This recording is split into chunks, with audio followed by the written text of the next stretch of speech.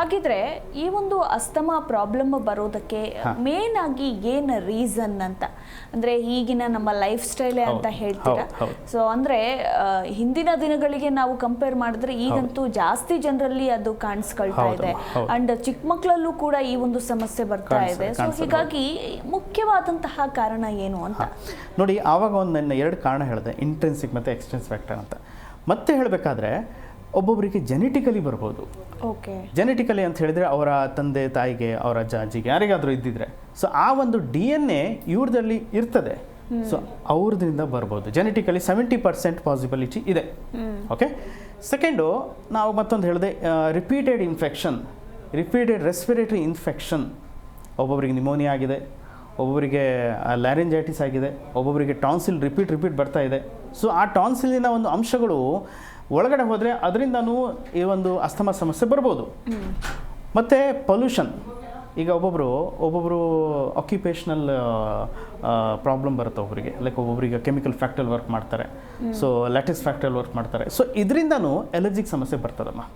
So ಯಾಕಂತ ಹೇಳಿದರೆ ತುಂಬ ಜನರು ಕೇಳ್ತಾರೆ, ಸರ್ ಮತ್ತೇನು ಮಾಡೋದು, ಬೇರೆ ಏನು ವೇ ಇಲ್ಲ ಅಂತ ಹೇಳ್ತಾರೆ.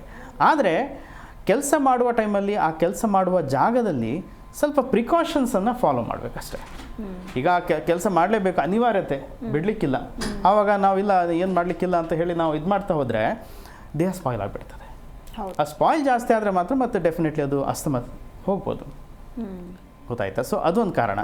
ಮತ್ತು ಒಬ್ಬೊಬ್ಬರಿಗೆ ಡಯಾಬಿಟಿಸ್ ಇರುತ್ತೆ, ಒಬ್ಬೊಬ್ಬರಿಗೆ ಆರ್ಥ್ರೈಟಿಸ್ ಅನ್ನುವ ಸಮಸ್ಯೆ ಇರ್ತದೆ.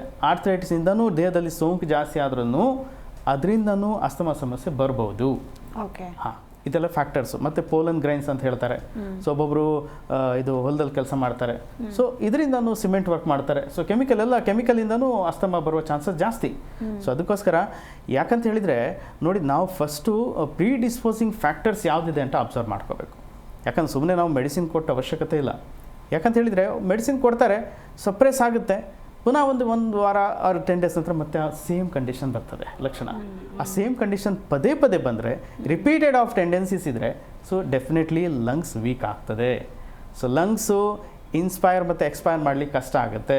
ಯಾಕಂತ ಹೇಳಿದರೆ ಇನ್ಸ್ಪೈರ್ ಮಾಡ್ಲಿಕ್ಕೆ ಆಗೋದಿಲ್ಲ. ಯಾಕಂತ ಹೇಳಿದ್ರೆ ಒಂದು ವೀಕ್ನೆಸ್ ಇರುತ್ತೆ, ಕಂಟಿನ್ಯೂಸ್ ಎಕ್ಸಾಸ್ಟ್ ಆಗಿರ್ತದೆ ಲಂಗು. ಓಕೆ.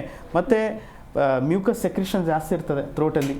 ಸೊ ಆ ಮ್ಯೂಕಸ್ ಸೆಕ್ರಿಷನ್ ಡೆಪೋಸಿಷನ್ನಿಂದನೂ ಅದರಿಂದನೂ ಒಳಗಡೆ ನಾಳಗಳೇನಿದೆ, ನಾವು ಉಸಿರಾಟ ತಗೊಳ್ಳೋ ನಾಳಗಳೇನಿದೆ, ಆ ನಾಳಗಳು ಬ್ಲಾಕೇಜ್ ಆಗ್ತದೆ.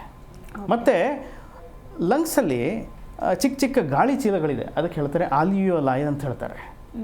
ಆಲ್ವಿಯೋಲಾಯ್ ಡೇ ಬೈ ಡೇ ಈ ಒಂದು ಕಂಡೀಷನಿಗೆ ಎಫೆಕ್ಟ್ ಆದರೆ, ಸೊ ಆಲ್ವಿಯೋಲಾಯ್ ಸಾಯ್ತದೆ. ಅದಕ್ಕೆ ಹೇಳ್ತಾರೆ ಕೊಲ್ಯಾಪ್ಸ್ ಆಫ್ ಲಂಗ್ ಅಂತ ಹೇಳ್ತಾರೆ. ಅದ ನಂತರ ಹೇಳ್ತಾನೆ ಕಾಂಪ್ಲಿಕೇಶನ್ಸಲ್ಲಿ ಯಾವುದೆಲ್ಲ ಕಾಂಪ್ಲಿಕೇಶನ್ ಬರುತ್ತಂತ. ಸೊ ಈ ಒಂದು ಕಾರಣದಿಂದ ಬರ್ಬೋದಮ್ಮ. ಜಿ ಕನ್ನಡ ನ್ಯೂಸ್ ಈಗ ನಿಮ್ಮ ಮನೆಯಲ್ಲೇ ನೋಡಿ. ಎಲ್ಲ ಕೇಬಲ್ಗಳಲ್ಲಿ ಈಗ ಲಭ್ಯ.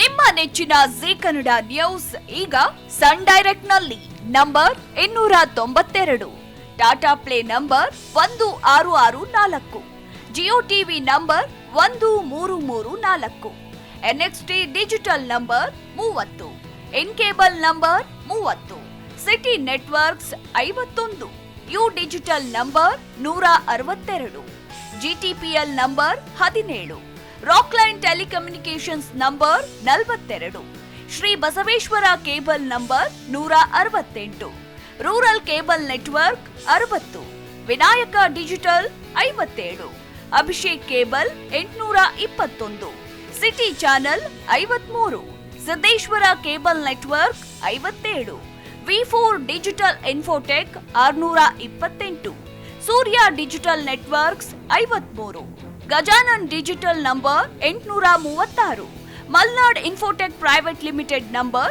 56, Metrocast number 830, victory digital number 167ರಲ್ಲಿ ನೋಡಿ ಆನಂದಿಸಿ.